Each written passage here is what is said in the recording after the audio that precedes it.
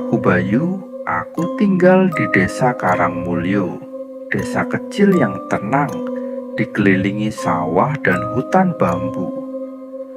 Aku seorang peternak ayam, dan sudah bertahun-tahun aku merawat ratusan ayam di kandang belakang rumah. Tapi sejak bulan lalu, sesuatu yang aneh mulai terjadi. Awalnya, cuma suara. Jam 3 pagi, saat ayam seharusnya masih tidur, aku dengar mereka berkokok serentak. Tapi bukan kokok biasa. Suaranya seperti teriakan, panjang dan serak, seperti ayam yang ketakutan. Aku pikir mungkin ada musang atau ular. Jadi aku ambil senter dan pergi ke kandang. Tapi waktu aku sampai sana, semua ayam diam, berdiri tegak, mata mereka melotot ke atas. Tak satu pun bergerak, seperti patung. Aku coba menyentuh salah satu. Ayam itu langsung menjerit keras, lalu jatuh, mati. Dadanya berdetak cepat sebelumnya, seperti habis lari jauh. Besoknya aku panggil Pak Dullah, tetua desa. Dia datang, lihat kandang, dan cuma berkata, "Jangan biarkan ayammu lihat langit malam, Bayu. Ada yang terbang di atas sana, bukan burung." Aku pikir dia bercanda, tapi malam itu aku pasang terpal menutupi kandang. Ayam-ayam jadi lebih tenang, tapi aku masih dengar suara langkah di atap kandang, seperti cakar besar yang menyeret-nyeret. Malam keempat, aku coba mengintip dari balik jendela. Ada bayangan besar berdiri di tengah kandang. Tingginya seperti orang dewasa, tapi berbulu dan punya paruh panjang. Aku tak bisa lihat jelas, tapi matanya merah menyala. Besoknya 7 ekor ayam mati. Bukan karena luka, tapi karena ketakutan. Jantung mereka pecah, kata Pak Dullah. Dia bilang, "Kau harus minta maaf. Mungkin kau telah mengganggu wilayahnya." Aku bingung, wilayah siapa? Dan yang paling menakutkan, malam itu aku mimpi buruk. Dalam mimpi, aku jadi seekor ayam. Aku terkunci di kandang. Lalu sosok itu datang, membuka paruhnya, bukan untuk mematuk, tapi berbisik. "Kau sudah memanggilku," katanya. "Sekarang gantian aku yang memeliharamu." Aku bangun dengan tangan penuh bulu ayam, dan sejak saat itu, aku tak pernah benar-benar sendiri di kandang.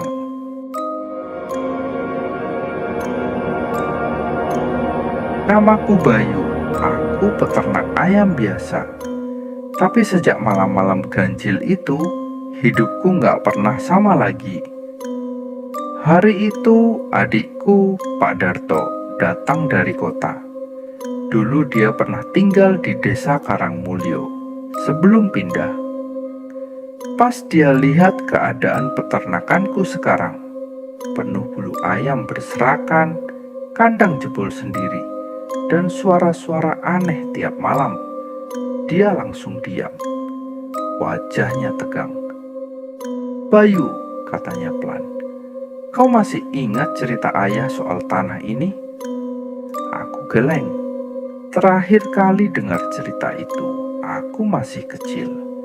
Tapi waktu itu ayah memang pernah bilang, tanah peternakan ini dulunya bekas tempat pemujaan. Ada makhluk tua yang disegel di bawah tanah dan tak boleh diganggu. Pak Darto mengeluarkan sesuatu dari tasnya, lempengan logam tua, berkarat, tapi masih ada ukiran aneh di atasnya. Bentuknya kayak kepala ayam, tapi matanya bolong dan senyumnya miring. Di baliknya ada huruf-huruf aneh yang akhirnya berhasil dia terjemahkan. 5 langkah dari sumur, gali dan temukan, tapi jangan buka bila tak siap dikutuk. Awalnya aku kira itu cuma peringatan zaman dulu, tapi rasa penasaranku lebih besar dari rasa takut. Malamnya, aku dan Pak Darto bawa cangkul dan senter ke belakang sumur tua yang sudah lama nggak dipakai. Kami hitung 5 langkah ke timur. Gali, gali, gali, sampai cangkulku membentur peti batu. Kecil, berat, dan dingin. Ada ukiran yang sama kayak di lempengan. Dan ada tulisan lain yang belum kami lihat sebelumnya. Ini bukan untukmu. Jangan dibuka dulu, Bayu, kata Pak Darto. Napasnya berat. Tapi sudah telat. Petinya bergerak sendiri. Seketika itu juga udara jadi dingin. Suara ayam-ayam di kandang terdengar menggila. Mereka mematuki kandang, berlarian, dan satu persatu tiba-tiba diam. Seperti ada yang mencabut suara mereka. Lalu terdengar suara dari dalam tanah. Bukan dari peti, tapi dari bawah kami. Sudah waktunya. Senter kami mati. Gelap total. Pak Darto panik memegang lenganku. Kita kena jebakan, Bayu. Ini bukan petunjuk. Ini panggilan. Lalu tanah di bawah kami mulai retak. Benda keramat di lempengan mendadak hangat. Dan dari lubang yang terbuka sedikit demi sedikit, keluar tangan berwarna hitam, panjang, dan berbulu seperti ayam, tapi cakar-cakarnya terlalu tajam untuk jadi milik hewan biasa.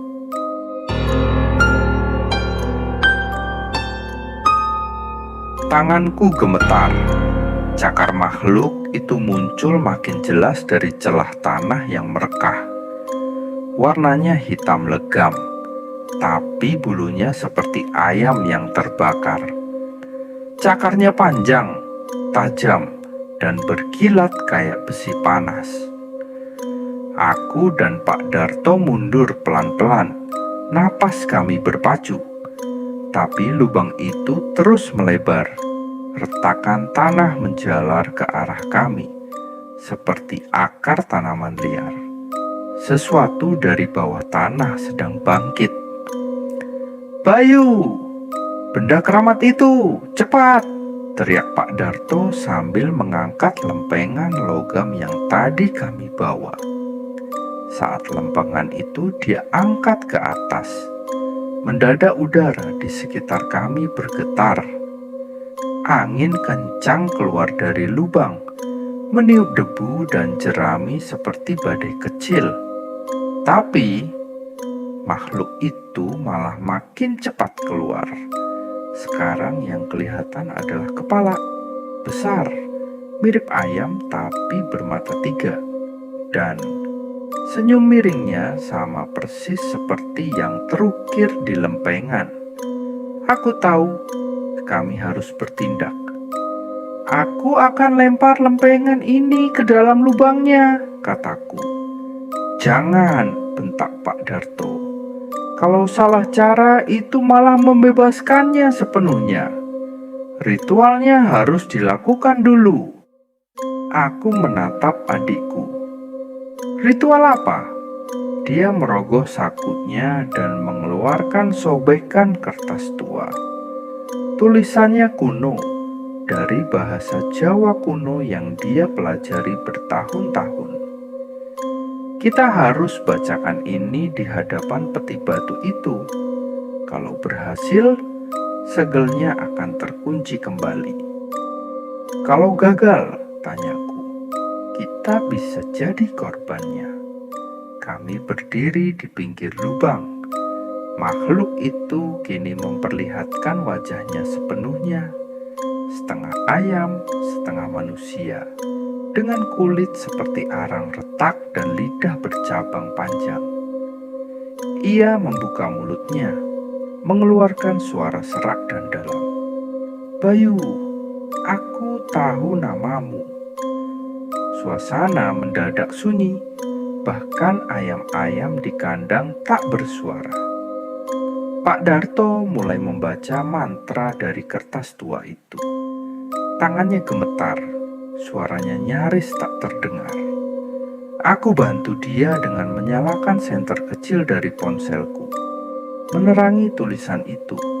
Tapi sebelum bacaan selesai, kertasnya terbakar sendirinya.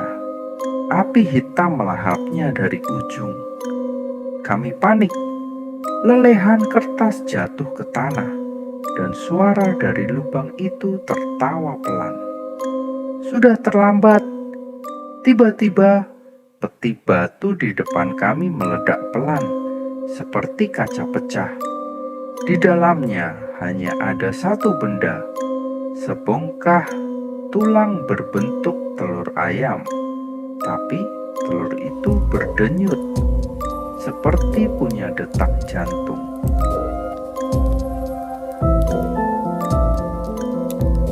Telur tulang itu berdenyut makin cepat.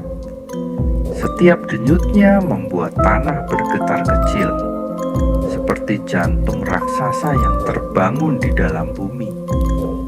Aku dan Pak Darto berdiri terpaku. Kami tak tahu harus lari atau tetap di situ. "Itu jantungnya," bisik Pak Darto. Makhluk itu sedang lahir kembali. Tiba-tiba terdengar suara langkah kaki di belakang kami. Seseorang datang. Seorang perempuan tua berjubah kain coklat gelap. Wajahnya ditutupi kerudung panjang. "Bayu," katanya dengan suara bergetar, "kamu harus menyelesaikan yang leluhurmu mulai." Aku memandang Pak Darto. "Siapa dia?" "Itu Mbah Ranti," jawabnya pelan. "Orang terakhir yang tahu rahasia tanah ini." Mbah Ranti mengangkat tongkatnya dan menunjuk telur tulang itu. "Itu bukan makhluk, itu janji." "Janji siapa?" "Janji leluhurmu kepada makhluk dari dalam tanah. Dulu mereka meminta panen ayam yang tak pernah habis. Sebagai gantinya, mereka mengorbankan seorang bayi. Setiap 30 tahun aku terdiam." "Kau lahir 30 tahun lalu, Bayu," lanjut Mbah Ranti. "Kau adalah pengorbanan berikutnya." Darahku membeku, semua masuk akal. Kenapa ayam-ayamku sering bertingkah aneh? Kenapa suara-suara itu memanggil namaku? Kenapa tanah ini seperti hidup? Aku bukan pemilik tanah ini. Aku tumbuh di atas perjanjian kuno. "Tapi aku tak mau mati," kataku lirih. "Tak perlu," kata Mbah Ranti. "Jika kau bersedia menyegel janji itu kembali, tapi hanya satu kali kesempatan, kau harus memilih menyelamatkan dirimu atau peternakan ini." Aku menatap telur itu. Kalau aku menyelamatkan peternakan, mungkin aku akan hilang. Tapi kalau aku kabur, seluruh desa bisa lenyap. Akhirnya aku maju ke depan. Kupungut lempengan logam keramat itu. Kuangkat tinggi-tinggi dan kuletakkan tepat di atas telur tulang. "Aku menolak perjanjian lama," bisikku, "dan aku ganti dengan janji baru. Aku beri tanah ini kehidupan tanpa darah." Tanah bergetar, udara menjadi hangat, lalu dingin. Tiba-tiba, semua menjadi gelap. Aku terbangun pagi harinya, di tanah yang sama, tapi lubang itu hilang. telur itu lenyap, peternakan utuh, dan ayam-ayamku sehat. Tapi Pak Darto tak ditemukan. Begitu pula Mbah Ranti. Di tempat mereka berdiri semalam, hanya ada satu hal, sebuah ukiran kecil di tanah, berbentuk 3 mata, dan di bawahnya tertulis, "Janji sudah ditukar, tapi ada yang harus tinggal." Aku pulang ke rumah, masih bingung. Tapi sejak hari itu, tak ada lagi suara malam. Tak ada ayam yang mati mendadak. Tak ada tanah yang merekah. Peternakan tenang kembali. Tapi setiap tanggal yang sama, jam yang sama, aku masih duduk di dekat kandang, memandang tanah, dan kadang-kadang aku merasa tanah itu menatap balik.